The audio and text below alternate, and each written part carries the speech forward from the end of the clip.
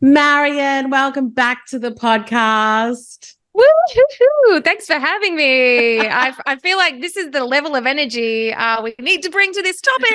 So get my bum in a peak state already. Oh, so good. So as my listeners may know, if you follow us on socials, you may know Marion and I went to UPW, which is Unleash the Power Within with Tony Robbins live event for 4 days in Sydney this year. It was like 2 weeks ago now. I think it was like a week or two. Oh my God, not even two. It's like a week. A week. It was a week ago. And so I said to Marion, I said, you've got to come on the podcast. We've got to do a debrief. I've been like not talking about it because I'm like, I have to wait till the podcast so that we can like get into it. But I'm super excited. But listen, before we get started, obviously you've been on the podcast before, but for my listeners who don't know you, Marion, who are you? Oh gosh, who am I? Insert existential crisis here. Just kidding. So for those who don't know me, I'm Dr. Maz. I am a writer, an author, and a speaker. I predominantly practice creativity coaching and copywriting. So I work a lot with startups, creative agencies, and creative small businesses around what they say and how they say it and how they can be more creative in life and business. Love it. So good. And some of that did come out when we were at Tony Robbins as well, which we're going to get into. But what I thought we would do today is because there was just so much that happened, I'm trying to narrow it down a bit and focus our conversation. Otherwise, we would be all over the shop. But I kind of wanted to start with why did you decide to go to UPW Live?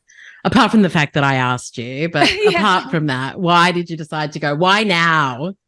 Why now? Oh, man. So maybe some other people out there did this, but we were lucky enough at the end of 2020 where Tony and his team, they ran Unleash the Power Within virtually on the Australian time zone.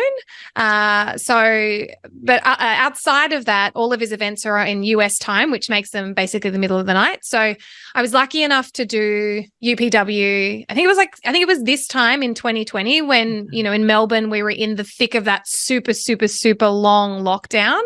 And, I was living alone and I was, really craving connection. And this event it was so significant. And I think it marked kind of like a commitment to me for my own personal development. I'd dabbled here and there over the years. I'd read a little bit of this book, did a little bit of yoga, whereas I think this, one thing that Tony's really good at, aside, putting all of our feelings and preconceived notions about this man and, how problematic he can be, putting all of that aside, what I loved about his work is that it's so simple that you feel like an idiot if you don't implement it. And like, I love a framework, and I know you're the same, Susie. Yeah. We love a little framework. We love a framework. To make things easier. And so when I finished the event, I made myself a promise that I would, next time he came to Australia, that I would go and do it live because I wanted to be in the room. Because on the Zoom call at that virtual event, it was 12,500 people or something insane. So he can draw a crowd. And, having gone through that, I wanted to be in the room to feel that energy live because it is really different, being in at home in your PJs, is looking at a tiny computer screen versus, a stadium of 9,000 people. So that was definitely part of it. And, it took him, 2023, 3 years to come back. So it was a long, long time between gigs, which he was very open about sharing with us. And so that was part of it. Another part of it was the last year in business, I think, has been just like a shit show. Like, I'm just going to call it. Yeah. It's been really, really freaking hard to stay on course and to not get distracted and not get beaten down, to not, dip into the negative. And so similar to you, because I know you were sort of saying that you wanted that jolt. I was really ready because I just also, I'd left a part-time job and I was sort of in the process of recommitting to, my version of a creative small business. And, doing it again this time, I feel like I'm getting like a second opportunity to do that. And so I thought, okay, this is going to be a really great opportunity. And I think we booked our tickets at the end of last year. I feel like it was that long ago. So I was also like giving myself a little personal health, a high five, for in the depths of my sadness and, and like feeling so down about business that I managed to book this in so long ago. So yeah, it was partly wanting to feel the energy in the room, and then also give myself sort of put a stamp and go, from this point on, I'm not going to doubt myself anymore. I'm just not going to do it. It's just like not an option. Yes. Yes. Say yes. Say yes. So amazing. So yes, for me. So at the end of last year, and I don't know that we talked that much about you doing UPW online. I don't know that we had like an in-depth conversation about it. But at the end of last year, for some reason, I must have seen Oprah do it or something like that. It's the walking on the coals. Yes. And I said to my husband, I still remember this. We were sitting outside, summer, Melbourne, sitting outside in our backyard. And I said, I want to walk on fire. Like, that's exactly what I said. And he was like, all right. Is he like, are you okay? Like right now or when? I'm like, I'm gonna walk on fire. Don't ask me why. Don't ask me why that was a thing that I wanted to do, but I just knew I wanted to do it. And then like probably within a month of that, because your phone's always listening, the Tony Robbins thing came up, and it was the walking on fire experience, the Firewalker experience. And so, yeah, I contacted you and I'm like, let's go. Like, I want to go. Do you want to come? You were a big yes at the time for sure. But yeah, for me, it was really interesting. I don't know why I booked it at the end of last year. I just knew that I wanted to do it. And a bit like you, I have never been like a massive Tony Robbins fan. I love what he talks about. When I've dipped in, I've always been pretty interested, but I haven't like read a lot of his books, and I haven't like listened to loads of his stuff. I've listened to some, but it's so interesting. There was just a knowing. Yes. There was just a knowing. And so one of the things that he talks about as well is we can either say, like, we can listen to the no's, as in NOs, or we can have the knowing, which is really just listening to your intuition and really committing to what you know and not listening to other people around you and just going for it. And so I feel like that was such a knowing for me at the time, and I didn't know why. Like, I can honestly say I didn't know why. And then like you said, this year has been a total shite show, and it's been really, really tough. It's been tough for my clients. I've had a hard year. There've been a lot of ups and downs, and I think that also, we talked about this too when we were away, but committing that time to our own personal development and committing the time to us putting ourselves in an immersive state and space and place where we get to like be us at our most incredible selves as well. Yeah. And the other thing I was reflecting on too, as you're saying that, it sort of clarified for me a little bit, is like, if you run a business, whether that is a team of 1,000 people or you're just a solo operator, you're a leader. You are a leader. I don't care if you're ready to embrace that or not, but the fact of the matter is you've made a decision that you're not going to be a follower and you're going to do something different and you're going to create something new, and there's certain things that go along with that I think a lot of people are either afraid to accept and embrace, like the fact that other people look to you, they look up to you, your family, your friends, your peers, your colleagues. And I think that was something that really came out of this event, was that, we all have the opportunity to be a leader. And that, to me, I hadn't really thought about what I was doing in that same way, because, day in, day out, you're in the thick of it. You're, working with your clients, you're trying to find new business, you're marketing, you're selling, you're looking at your numbers. We forget that just by doing what we're doing, by showing up and being visible, we're leading. and it's so important. And it's so important to cultivate that skill and that belief, right? Yes, 100%.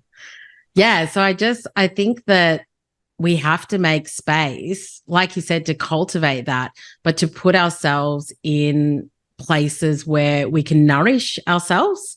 Yeah. Like, from a, time and space, like obviously, going away for 4 days and just being in a place. And for me, being in a room with 9,000 people who are there to explore themselves, make their lives better, like elevate their thinking, like go after what they want. I'm just like, I don't know that I have ever been in a place live in person for 4 days from, 8:30, 9 o'clock in the morning till 8:30 at night, where you're just surrounded by people who are there to do that. And I think that it's such an incredible experience.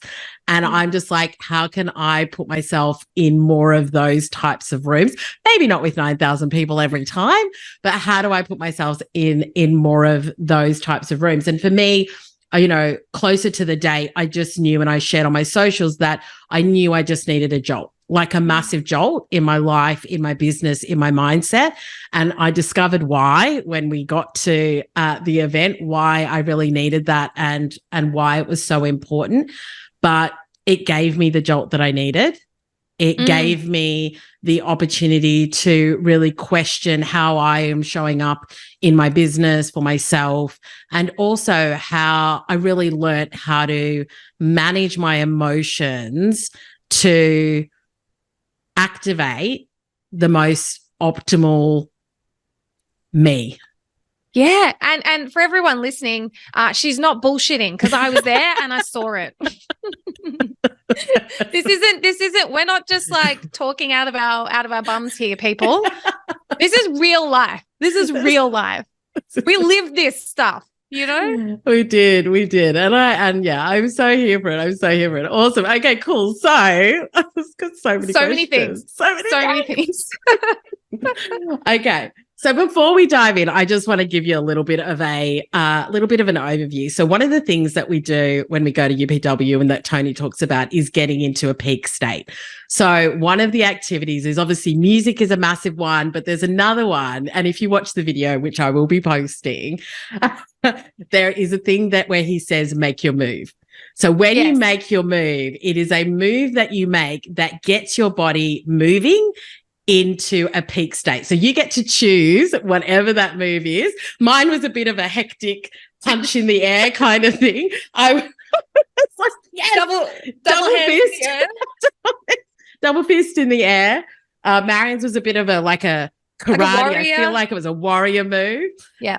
But it was really interesting because that throughout the event was a real anchoring.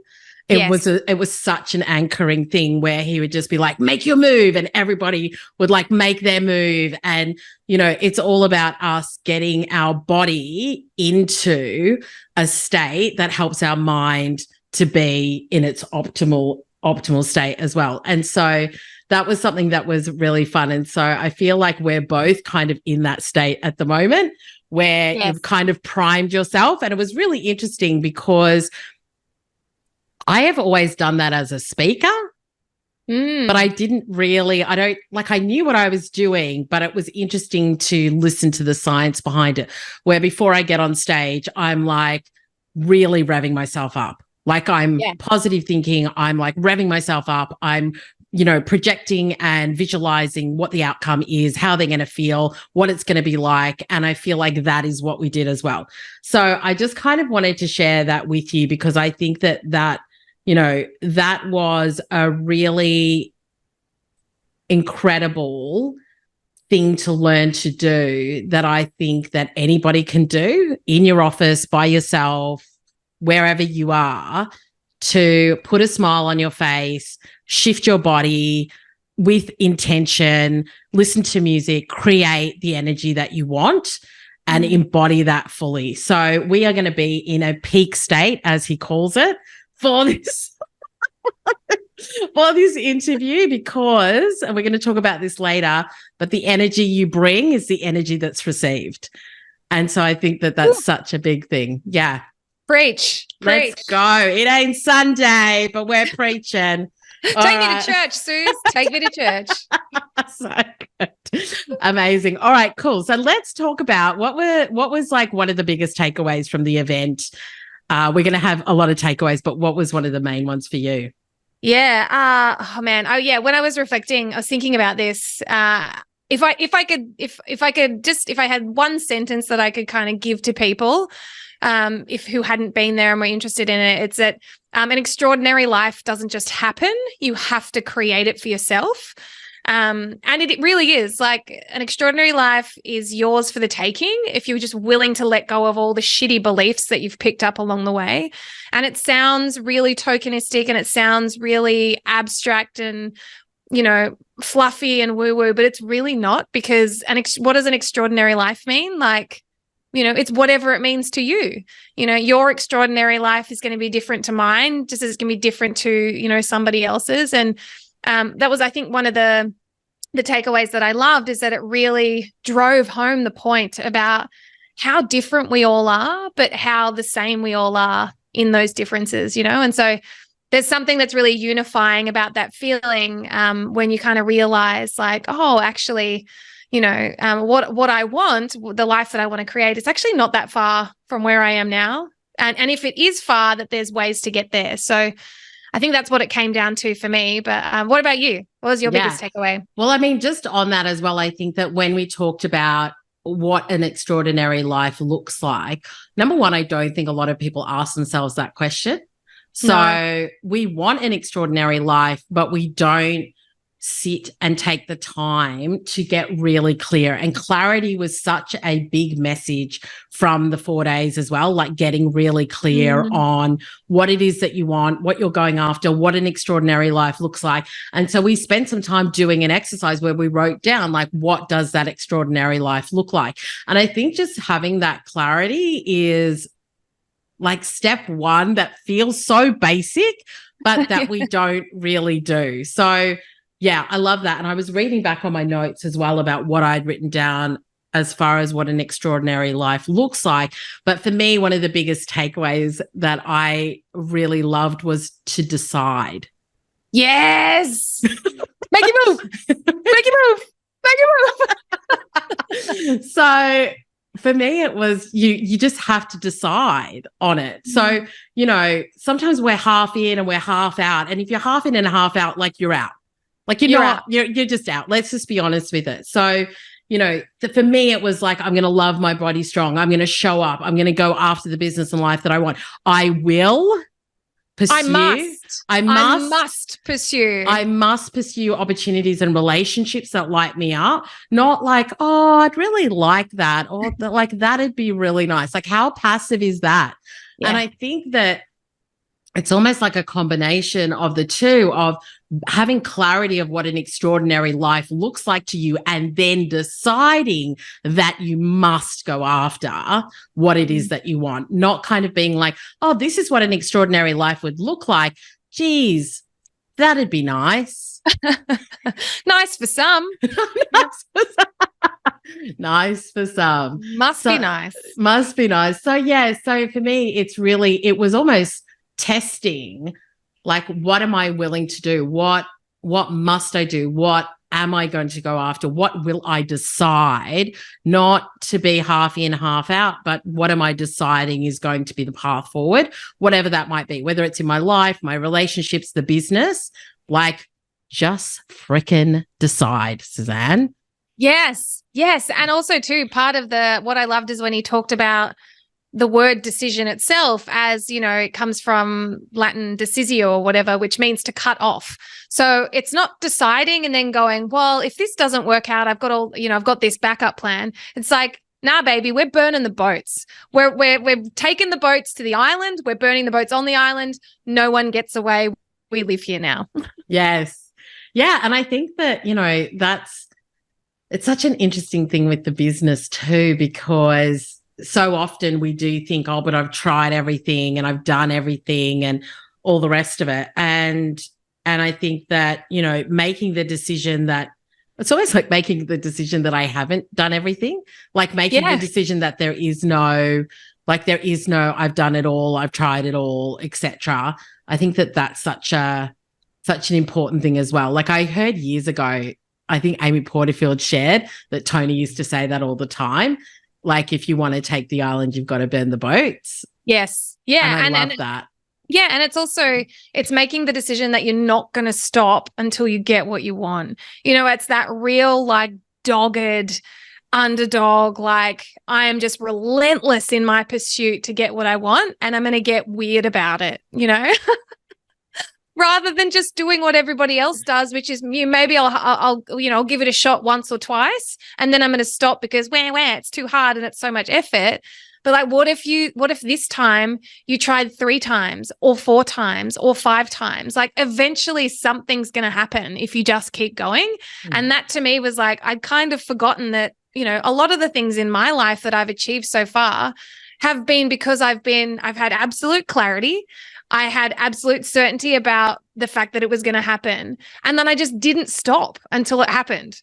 Yes. You know, I just motored. I just motored. And I think COVID really threw a spanner in the works for that for me, in that it was like, you know, it was this huge taking away of so many things. And with all the rules and the restrictions, like, I couldn't do my usual, like, I'm just going to be beating on the door until it breaks. I was kind of, you know, I felt really mentally and like geographically really boxed in. So again, this is why this event right now is so powerful, I think, is because it's that reminder that, oh, actually, like, if we want things to change, if we want a new life, if we want a new world, we're going to have to create it, and we're going to have to be kind of a bit more relentless about it than normal, especially considering the environment that's now around us. Yeah, absolutely. And I think, you know, that whole clarity and certainty, it is kind of saying to yourself, how bad do I want this? Yeah. Do I even want it? Or is this something that I just think I should do, or that I think I should want, or that people expect from me? You know, which is another one of the key takeaways he talks about, is that the quality of your life is determined by the expectations of your peer group. Ooh, it burns so good. It burns so good. I mean, let's talk about that, because I did love the story. We're just going to go all over the shop. I've asked Marion a number of questions, which we will get to. But but that story really hit home for me as well. So the story is basically that he went and spoke to like 5,000 Marines, and obviously the Marines are at the highest level of their performance and standards and all the rest of it. And the general asked Tony Robbins, why is it that when they go home, their standards drop, like they don't keep those standards up? And he said that basically, and I'm probably going to butcher it, but basically we keep the standards of the people around us. So if the standards are not very high of the people around us, then our standards will drop as well. And I feel like it marries really well with the whole thing of you are the 5 people that you are around or that you hang around with. But I felt like it was so much more specific. It was so much more specific, not just like you are the sum of the 5 people that you hang around with, but it's actually their standards. So it's like, it's analyzing with the people who you spend the most time with, what are their standards? Do they have standards? Are they the standards that you want to be reaching? Are they the standards that are going to challenge you? And I think that once again, we kind of go through life not really thinking that much about it. And you can be around people that are amazing, that are awesome. But the question is, are they helping you to reach the goals that you want to be reaching? And so I think that was something that I was sort of sitting and really thinking about, and sort of wondering, do I need to be a bit more thoughtful and considerate about that? And how do I cultivate those relationships as well? So yeah, that was the whole standards thing. I blew my mind a little bit. Absolutely. And just to put a little asterisk on that too, it's specifically talking about your peer group. So it's not your family, it's not your loved ones, it's not your friends. He basically says, like, even if they have shitty standards, like, you don't have to adopt them. You can just love those people, just love and support those people. But he's talking about in your career, in your goals, in your, the things that you want to create, is surrounding yourself with people who have higher standards than you. Because otherwise, if they're the same or lower, you're not going to go anywhere. And so it's about choosing to pick those people, like being really careful about those people, because otherwise, you'll just hang around with what's expected, which, that could be fine for some times. But if you are, like us, slightly ambitious and a little bit obsessed with growth, it's just not going to cut it. I love it. Thanks for the asterisks. I love that. Yes, yeah, true. Yeah. So we started with an exercise which was called Your Extraordinary Life, which you mentioned was a big thing for you. So what came through for you when you did that exercise? It was really interesting because I feel really grateful for how far I've come, considering a lot of the obstacles I had to jump over as a little kid and as a teen. The childhood trauma, all of that stuff. I feel like, I had a few more roadblocks in the way, starting from, basically day dot.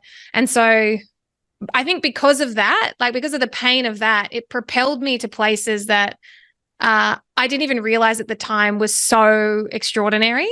Getting to live overseas, finishing a PhD, traveling to like over 30 countries, like doing all of that before I turned 30, which if I look back on it, I'm like, whoa, I was busy. Like, so, coming into this exercise with that as my background, like what surprised me was that my idea of an extraordinary life is actually something that's much quieter, much more peace driven.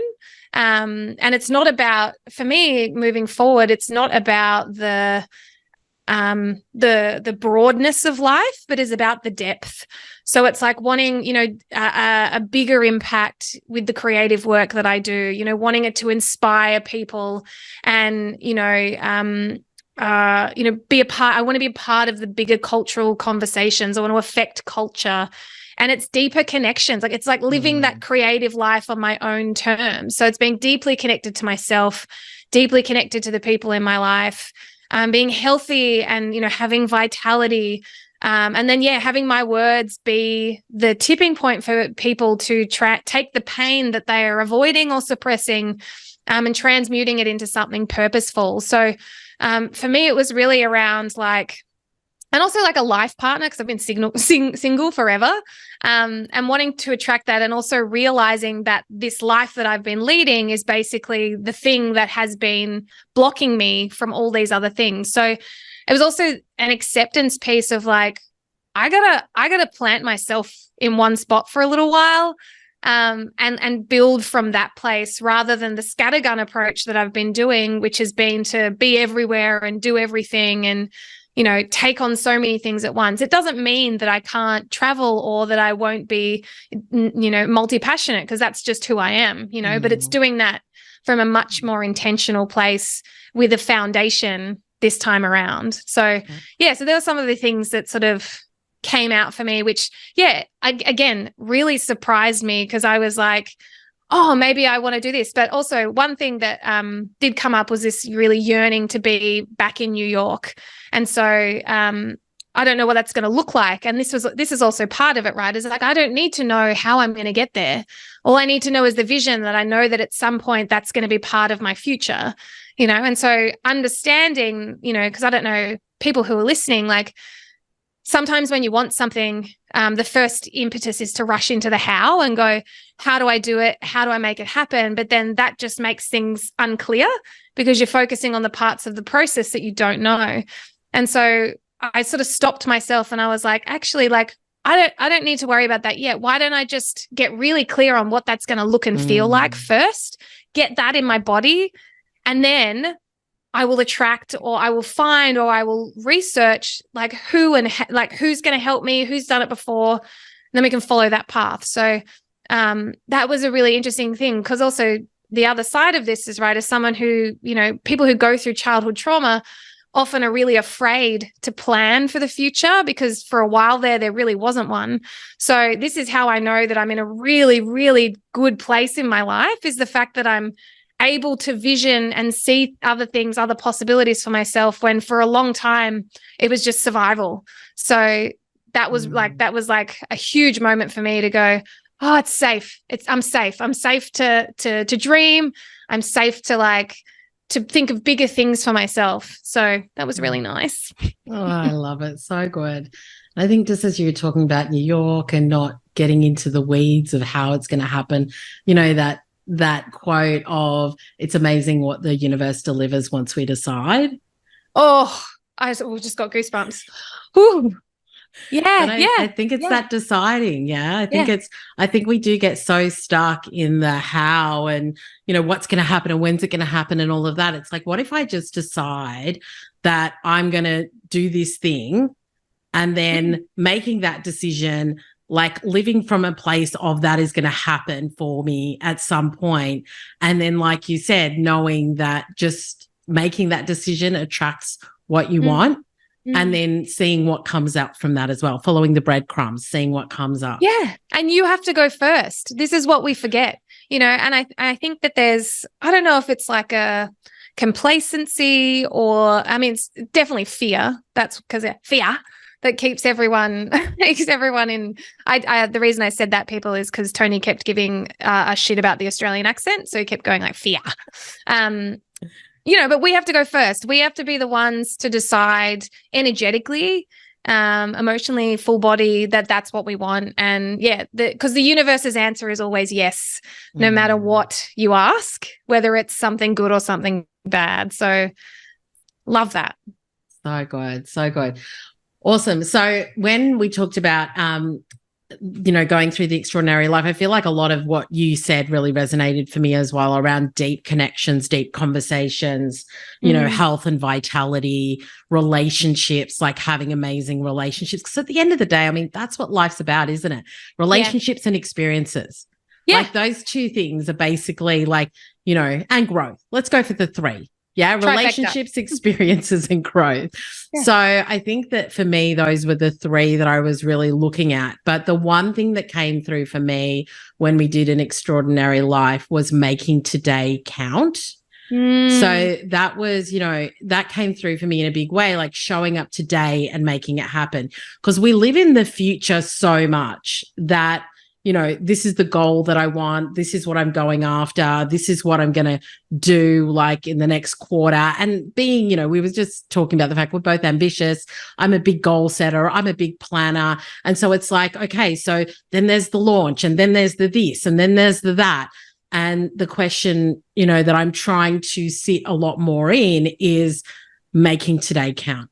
Like, what am I doing when it comes to relationships, connections, conversations, and growth today? Because I think so often we can have these big lofty goals, and I'm all for it. Like, I'm not saying not to have them, but I think sometimes we get so caught up in what we're going to do that we forget to do it today. So, so thinking about that, in the last week, what have you noticed? Has anything changed for you? If you're thinking about making every day count, has there been a moment where you're just like, oh wow, like I really crushed that presence thing, or any reflections since doing that? Yeah, I think that the whole being in a beautiful state, which is, your peak state. I think I've really tried to be a lot more mindful of that. And, coming back from 4 days of joy and growth and freedom on all of that, and coming back into school holidays has been challenging. Test. So I got sick when I got back.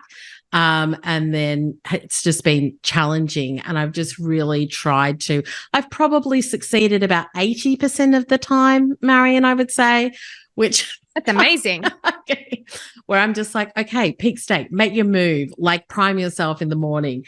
listen to, I have my dance party in the afternoon, and just really trying to be present and think about what am I doing right now that makes me feel amazing. Even this conversation is, all part of the relationship and the conversation and the connection and things like that. And sharing with my husband, what the experience was like, which is really interesting for somebody that has no real access to that world or no real interest in that world. I don't know, like he's just like, that's really interesting. But I just think that it's important, once again, like we said, to love the people around us, but to find those who contribute to our growth and contribute to those deeper conversations that we want to have.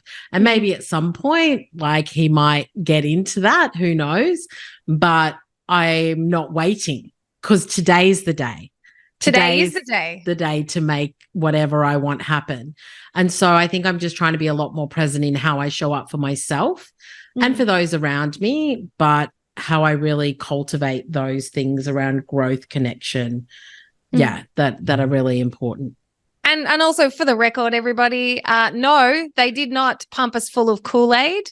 They did not give us Kool-Aid to take home.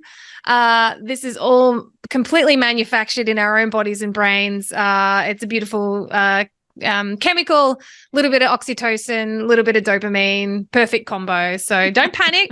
Don't panic. We're not going to start, preaching the good Tony word. But it's funny. It's actually really funny, because I feel like that's the way to sort of disarm the people who are kind of very like resistant or anti, is if you sort of talk about it from that perspective. Because it's really funny what happens when you start cleaning up your side of the street. It's really interesting to see how that affects other people around you in your life. Like an example of that is that I was sort of been talking to my dad about what I'm going to do next and where I'm going to go. Like more often than not, he's just like, oh yeah, sounds good. And then every now and then he just tries to just take me down a peg, and I'm sure people have people like that in their lives where, you're building a bit of momentum, you're really excited, and then they just start poking little holes in what you're doing. And so getting a new apartment, for example, my dad was just like, oh, that's too expensive for you. Oh, that's a lot to maintain. Like, you're not going to be able to travel as much. And, all conversations I've had in my own head. And I just stopped. And normally I would get super triggered and I would start trying to argue back at him. And I just said stop. And I was like, you can actually just be happy for me if you like. And it completely diffused the situation. He was just like, oh yeah, I am. And then we talked about something else. But yeah, just an interesting little thing that I noticed that happens when you sort of, maybe you're a little happier than normal. People can make some people a little uncomfortable. Oh, I love that. Yeah. And I think, that's the other thing as well, is that this is us making ourselves happy. Because you've got to remember, it's the whole thing of you've got to put your own oxygen mask on before you can help others. And I just think that if we're constantly listening to others, if we're constantly taking on other people's energy, other people's limiting beliefs, other people's opinions, then we really can't live an extraordinary life, because we're not really tapping into like who we are, what we want, and what helps us to perform and be like at our best as well. So, yeah. Yes. Preach. It's so true. And we know ourselves best. And, as long as it's not hurting or harming anybody, then like, why should it threaten other people's sense of self, Yes. Yes. Yes. Make you move. Yes. Move. So one of the other things that I've heard before, so interesting. I actually have UWP. UPW. UPW. Yeah. I was just like, no, that's not right. That's not right. UPW. I actually have UPW on Audible, and I feel like I've listened before, but it didn't have the impact that it did being in the room. So I think that's really interesting. If you want to go listen to it on Audible, it is there. But if you ever get the chance to go live, do it. But he talks about the 6 human needs.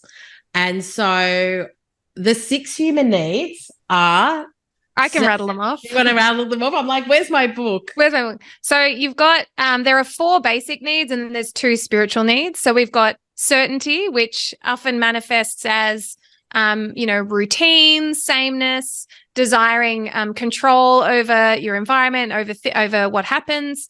Then you've got uncertainty, which is variety, change, adventure. Then we've got significance, which is our desire to feel unique, special, and different, and valued by other people. Then we've got love and connection, which is, relationships. It's being part of community. It's feeling that sense of belonging. And then the 2 spiritual needs are growth and contribution. And growth is basically, they define it as like continuous self-improvement.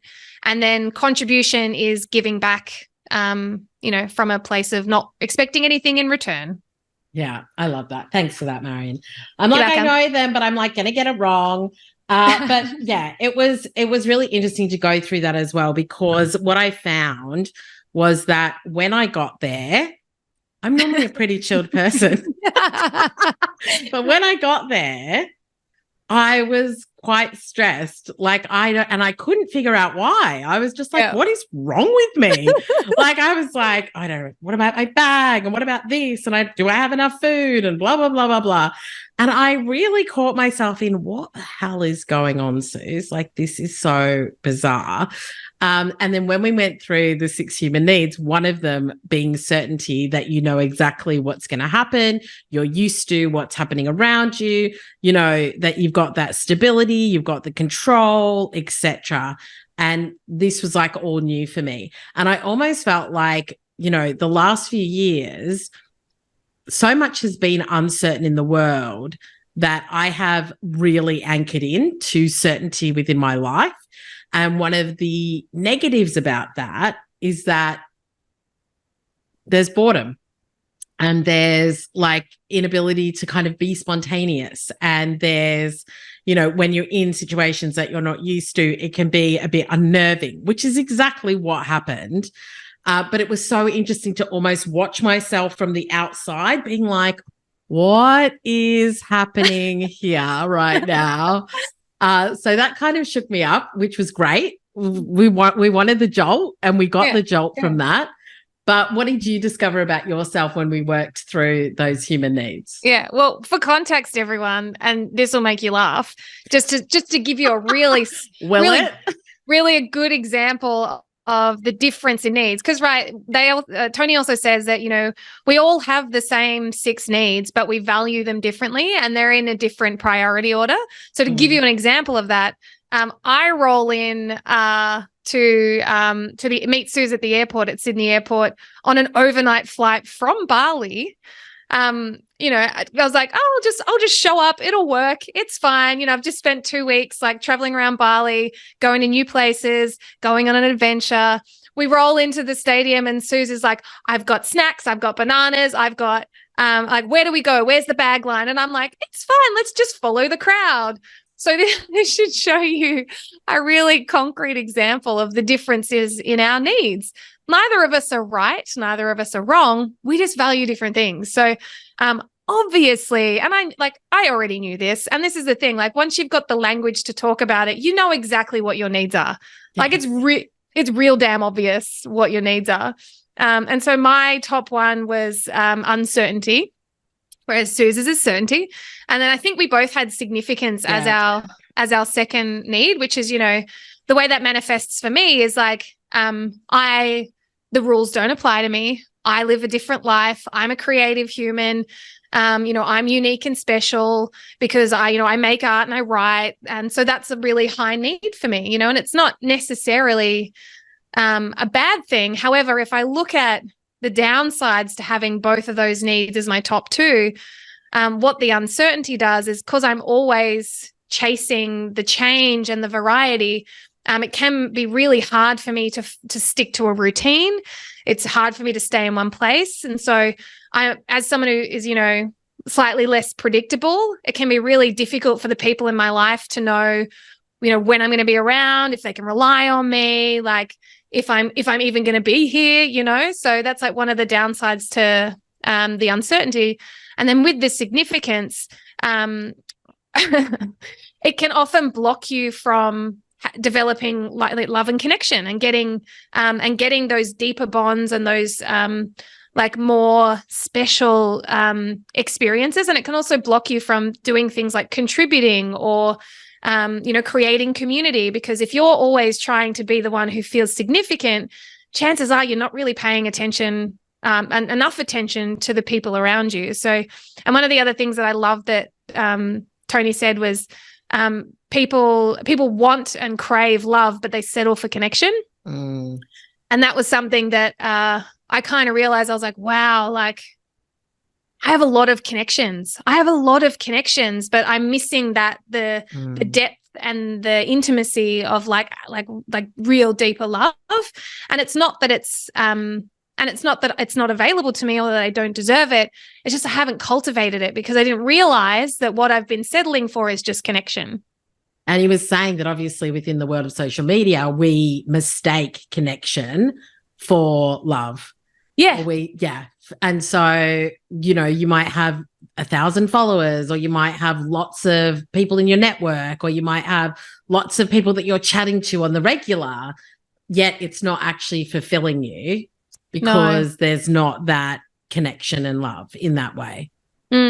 Yeah, exactly. And so it was really interesting to sort of sit in that space. And then, from that point on, we just kept pointing out to each other when those needs became really visible, which made me laugh. I'll just be like, one of my favorite moments is when on the first day we had these salads from the cafe, and on the second morning we were on our way to the venue, and Susan's like, "Oh, I'm so excited! Like, where are we going to sit? Let's try the other side, and I'm going to get one of those salads again." And I just turned to Susan. I'm like, "But what if they don't have the salad, Suze?"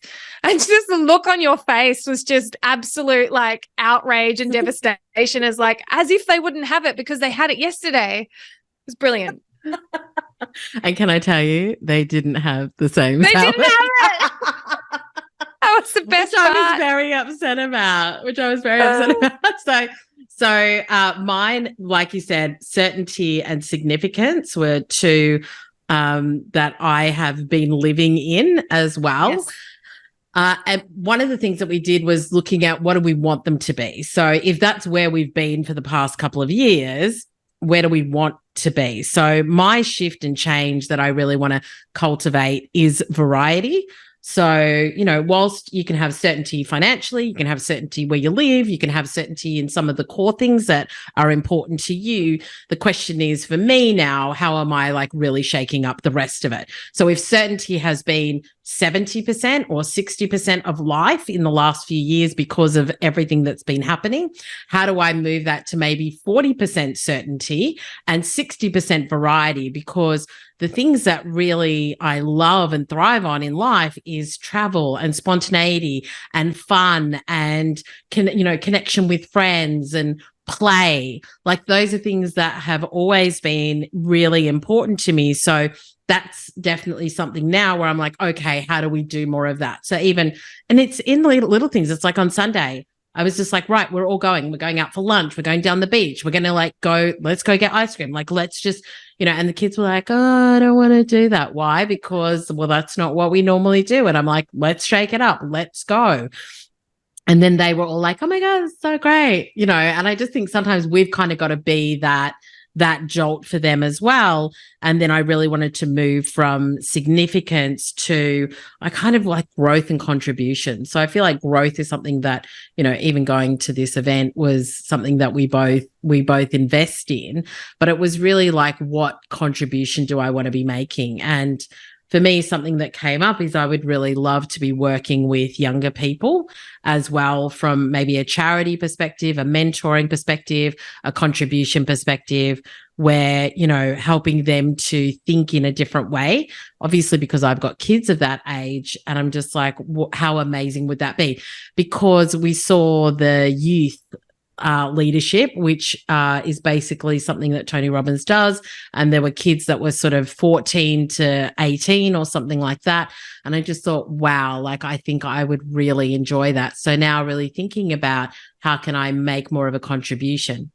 So what were the things that you decided you wanted to shift towards?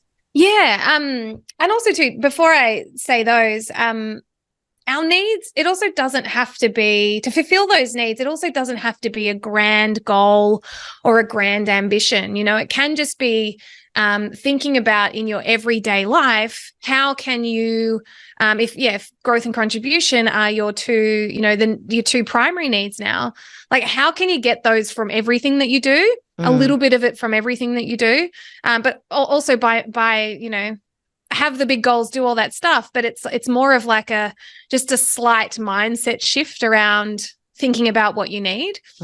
So for me, like I love the uncertainty. Like it's something that I think as a creative person, we definitely need, because we need to feel really comfortable sitting in the uncertainty of not knowing where the process is going. So similar to you with certainty, it's like I still know I need a fairly decent chunk of that in my life, especially as a business owner too. Like we have to be able to, befriend uncertainty, because if you don't, you're gonna find out, you're gonna get a rude shock because stuff can just change at the drop of a hat. But what I thought was like, okay, for uncertainty and significance, like what could I translate that to? So for me, I mapped growth to uncertainty and contribution to significance. And I just to kind of rewire my brain a little bit and sort of say, well, actually the process of growth, like I don't know where that's going. And what that's about is it's about continuous constant improvement and expansion and evolution.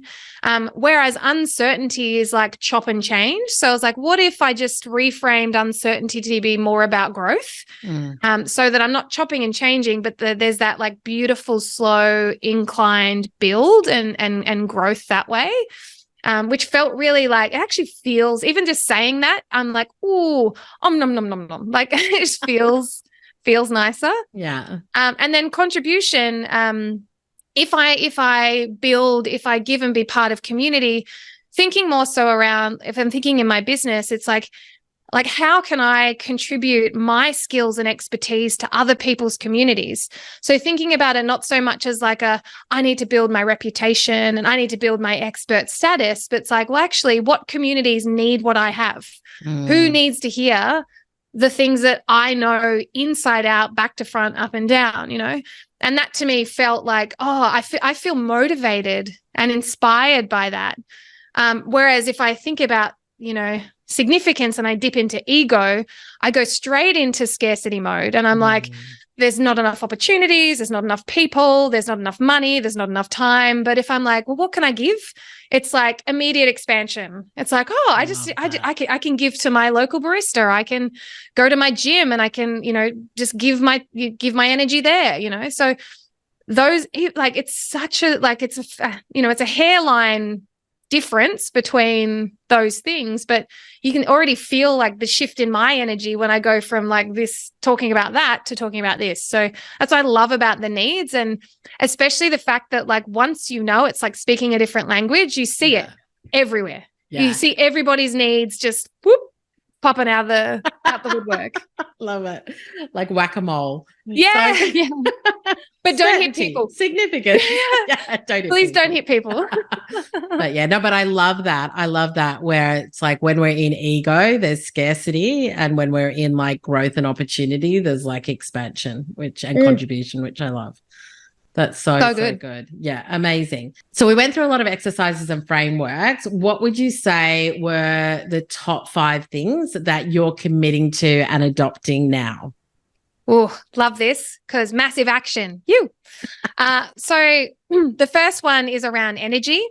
So energy, oh man, huge game changing. I've been on such a health journey myself this year. I've lost like 12 kilos. I'm, crushing it at the gym. I have so much more. And this is like literally the healthiest I've ever been in my entire life. And so for me, it's like, okay, this event, Tony just reconfirmed the path that I'm on. And so it's like, I actually just need to keep going. There's nothing I really need to change dramatically, but it's more understanding that cultivating the energy daily is like now the habit. It's like, that's, speaking of standards, that's the standard, is like energy comes first. The second thing that I want to commit to is meaning and emotions, which for all my creative, artistic friends out there, these are things that we deal in, day out.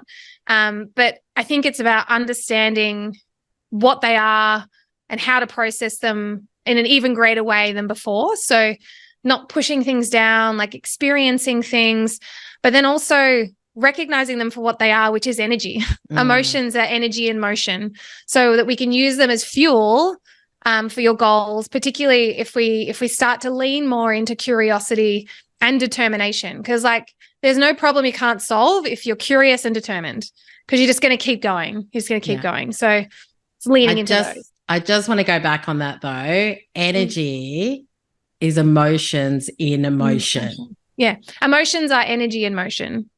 Emotions are energy in motion. Yeah. Yeah. Which I loved when he said that. I feel like sometimes you kind of got to like say it to yourself again. But I love that. Emotions are energy in motion. And I think that just going back to what you said about the first thing, which is energy, the whole make your move for me right now is like a daily call to arms to really embody the energy and the person that I want to be.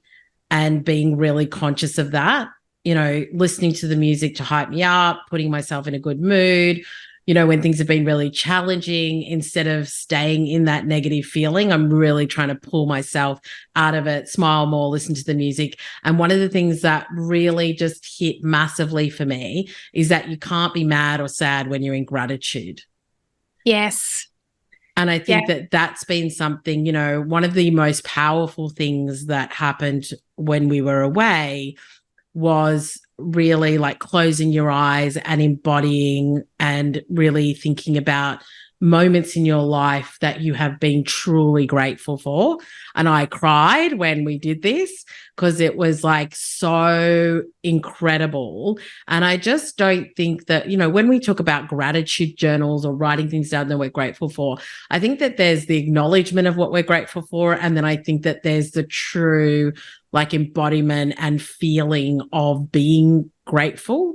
And so when I have been challenged in the last week or two, where I felt angry or I felt, you know, sad, I just have really tapped into that moment of gratitude. And really, the other thing that I did is I actually sat and, you know, the things that I was grateful for when we did that exercise obviously come to mind first, but I sat down when we got back and I wrote down more of the things that I'm grateful for, where there were moments where I can feel it. There were moments where I remember it so vividly and the feeling that I felt in that moment as well.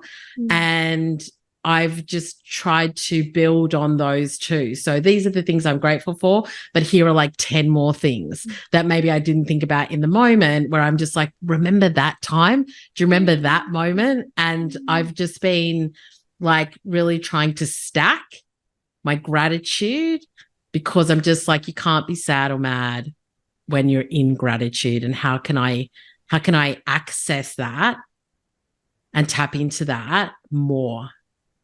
Yeah, and this kind of builds on this idea of like, if we constantly seeking external stimulus, external approval, opportunity, we're going to be waiting a really long time. And we have the greatest resource to power us, which is our lived experience. You have all of the memories, you know, but the problem is that we just don't make the time to remember them and to feel them. Like you say, it's not just the tokenistic writing it down, writing 5 things down in my gratitude journal, but it's like, you know, sitting there for a couple of minutes and actually feeling, you know, what it felt like in that moment when that thing happened. And then like the Jedi move that I'm going to suggest, if people are willing to try it, is to think about the shit that happened, the terrible things that happened, and what you're grateful in those. Because you can pull gratitude out of anything, because chances are that terrible thing happened and it bumped you onto a path that maybe you met your soulmate, or you got your dream job, or you you gained a greater appreciation for life. So that's also what a lot of the post-traumatic growth literature talks about. Is it's not just about gratitude, but it's also about appreciation. So it's actively looking for the good, and that's what that exercise taught us to do. Is when everyone else is looking for the negative, you look for the positive, and like you've already won. Yeah, like so good.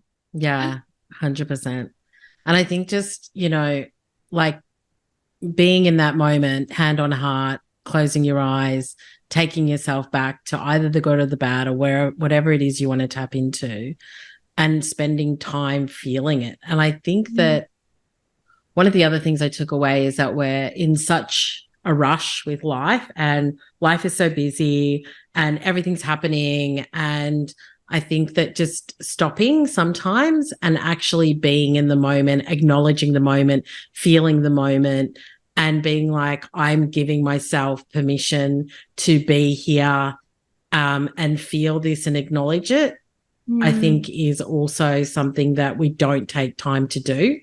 And that's why gratitude sometimes passes us by. So that's definitely something that I'm trying to be a lot more aware of. Like when I'm in a moment of gratitude, how do I stop and really feel it and bank it? Yes. Instead of it's just like, oh, that was good. That was good. I had a fun day, whatever. What about like really banking that as a gratitude, like, putting it in the slot of I can go back and access that at another time in life.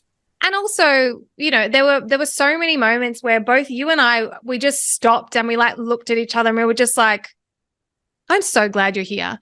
That is a moment of gratitude. I think people feel like they can't express those things in the moment when they're happening, but there's something really magical. It actually I think it draws down more meaning. It draws down more emotion when you take a second to just stop and acknowledge what's going on and just like, hey, oh my God, this is amazing. You know, like so often we don't do that. Like you say, we're just like, we're on from the next thing to the next thing to the next thing. And, maybe we reflect a year down the track being like, oh, that was awesome.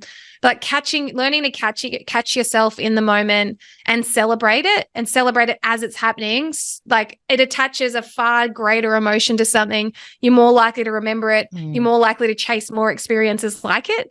And it's, again, seems so simple, but you have to do it. This is the thing. We're talking about it right now, but everyone, we did this and you can too. Like we're not, you don't need to do a fancy course. You don't need to pay a bunch of money. Like you can just, take a few minutes and tap into all those beautiful memories that you have. Yeah. So good. And your second one was meaning and emotion, and really going to that deeper level. I think for me, one of the things around that were the patterns. Yes. So he talks about the patterns. Ooh. So everything that we do and the results that we get are based on our patterns. So I think one of the questions that I was asking was, what are the patterns that I have in my life? What are the things that I do all the time that either serve or don't serve me? And what patterns do I need to change? So one of the things that, when we talk about, that meaning as well, is that I love that he said, our beliefs become self-fulfilling. And it's, once again, there's so many quotes out there that I feel like we don't really think about. It's kind of the whole thing of if you think you can, you can. And if you think you can't, you can't. But I think that, he just sort of said there are so many beliefs or there are so many thoughts that are around us, and most of the thoughts are not ours, but we kind of pick a thought and then we decide to adopt that thought, and then that thought becomes a belief, and then we live our life by those beliefs.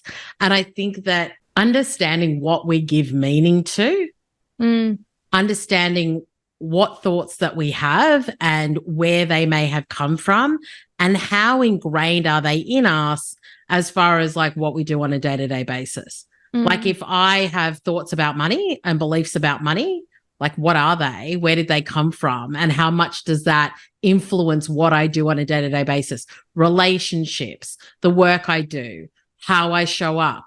I think that once again, giving ourselves the space and the time to understand the patterns and the beliefs that we're in and how they either contribute or detract from Yeah. the extraordinary life that we want. It's just like a web where it's just like really diving into those things and asking ourselves those questions. I think it's just such an important thing to do.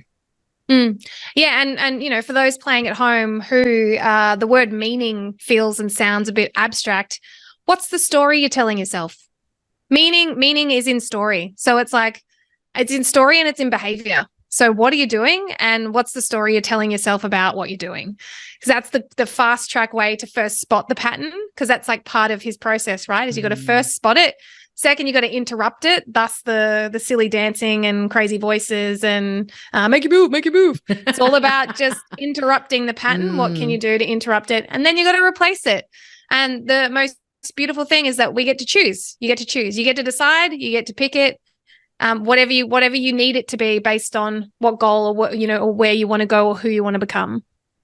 Yeah. And I think that was a super powerful exercise where we wrote down our top 3 limiting beliefs. And then there was a whole exercise around it, which was really full on that we may not get into now. And then we rewrote what we want those to be. And I think that's the other thing, is I've been looking back on those beliefs. In fact, I've been saying them to myself over and over again, the new beliefs that I want to have that will replace the old ones that I feel have been limiting me. And once again, it's an active practice that will shift our behavior and those patterns and what it is that we want to go after.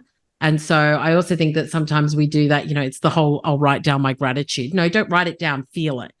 It's, I want to change my beliefs. Don't just write it down like what you want the belief to be. Every day, say that to yourself. Embody it, feel it. What needs to change? What patterns need to be broken? What needs to be rebuilt in order for that belief to be so embedded in us that it now becomes our automatic way of being. But it's something that takes time. And I think but it's got to be on the daily. So that's definitely something that I have been doing, is those 3 beliefs and just really trying to embed them.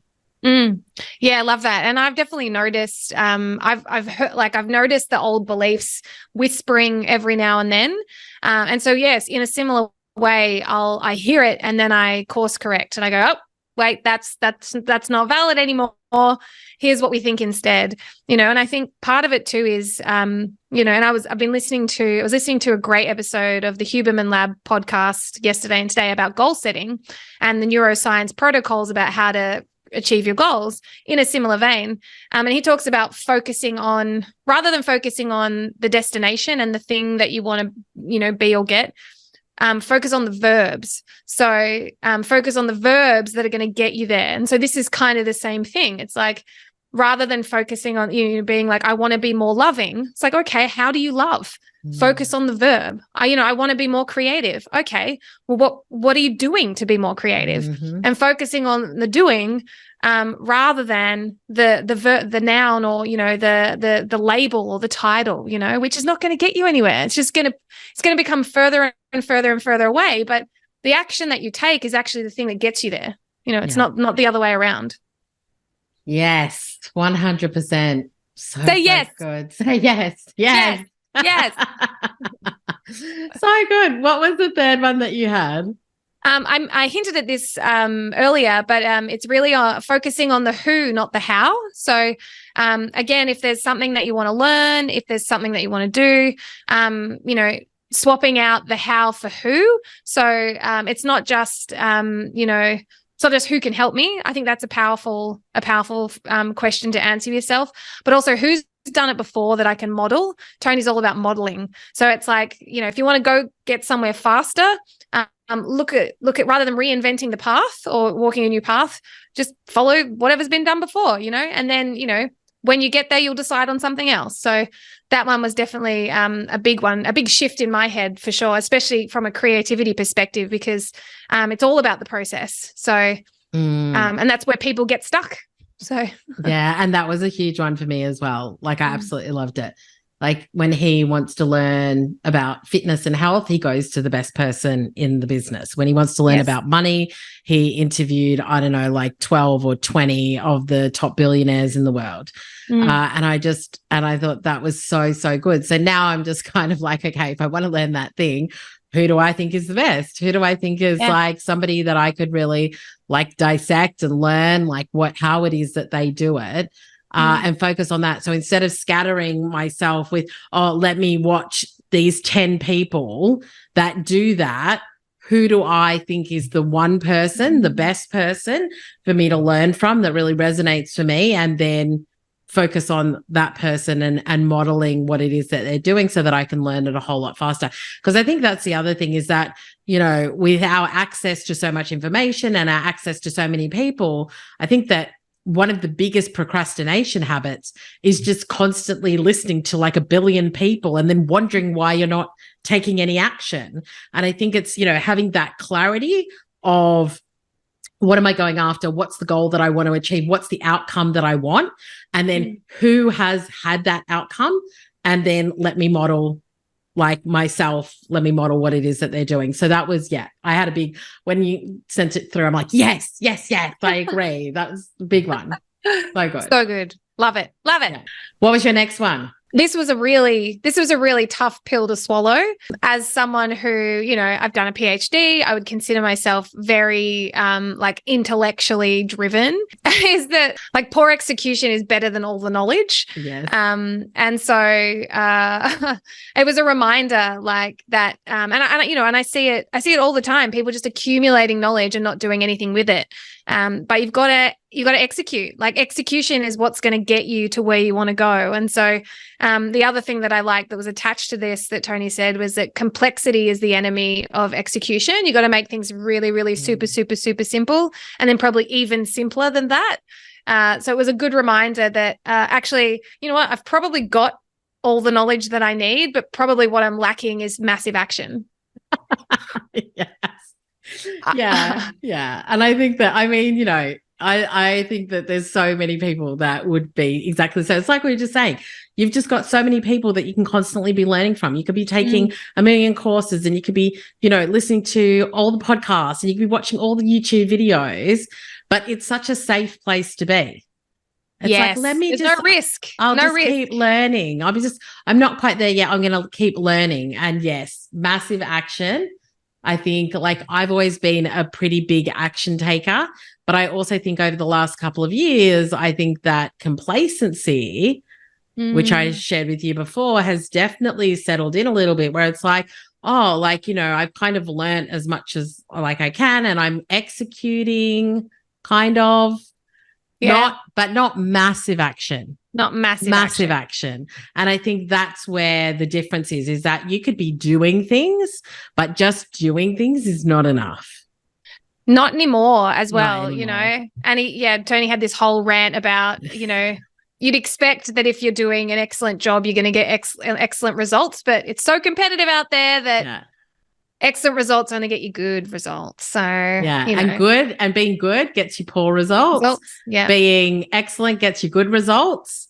And being outstanding then gets you excellent results. Yeah. But even then it's like massive action, showing up, like knowing what you're going after.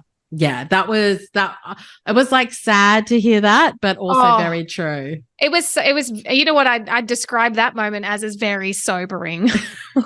It was like, oh, okay. Like the rose tinted glasses came off at that point, and I was like, shit, we got some work to do.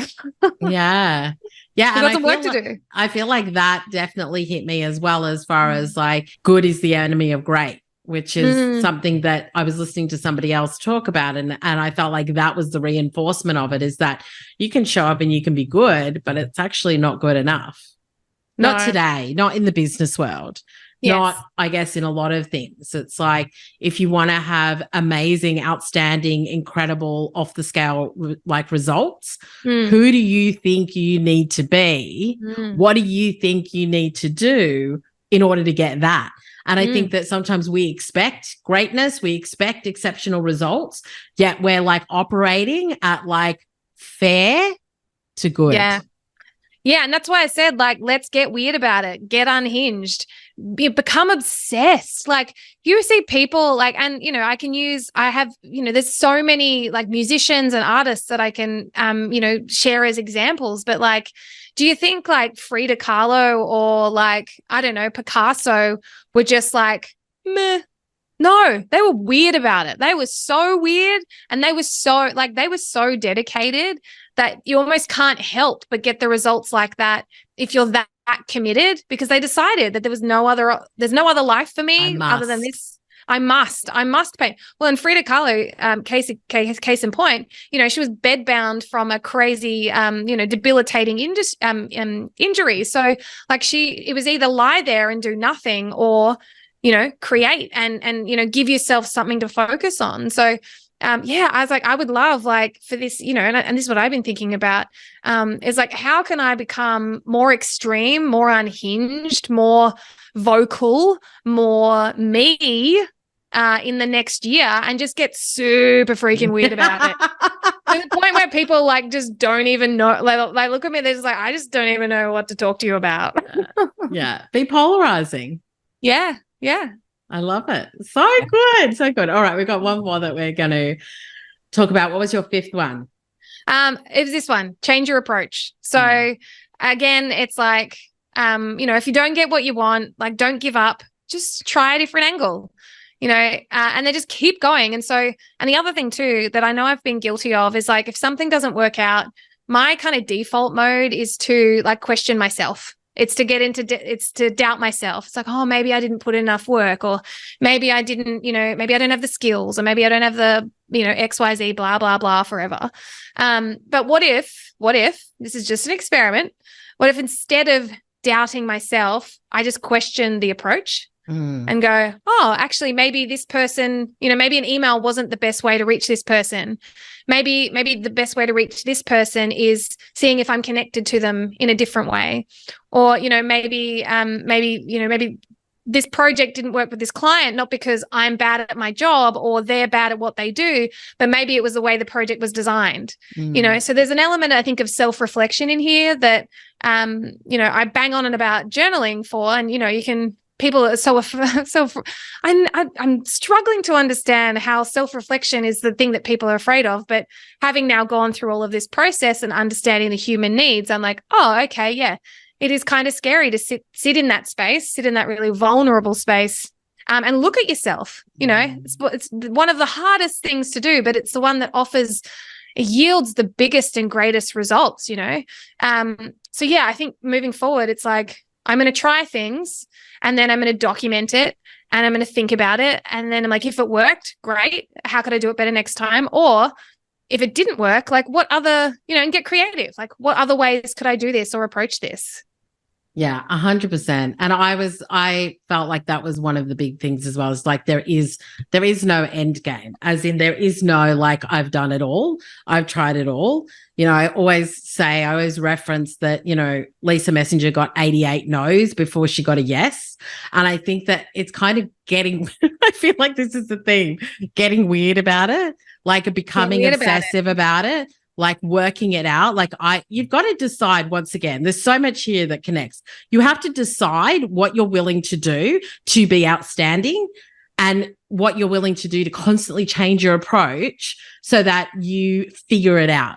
Like if you want to be the best, if you want to be great, because remember, good is like average these days. If you want to be great, if you want to be exceptional, then what are you willing to do, and how many no's are you willing to get? And the answer should be as many as it takes to actually get the outcome that you want, which you have certainty and clarity on. I think one of the biggest things that I took away as well is certainty. When we come from a place of certainty. So once again, going back to speaking as my example, when I'm about to get on that stage, can I tell you, I have 100% certainty that this is going to be incredible, that I am going to impact and create the energy and the space that I want. Like when I am revving myself up, when I am getting into a beautiful state, which I love, the beautiful state, then you come from a place of certainty.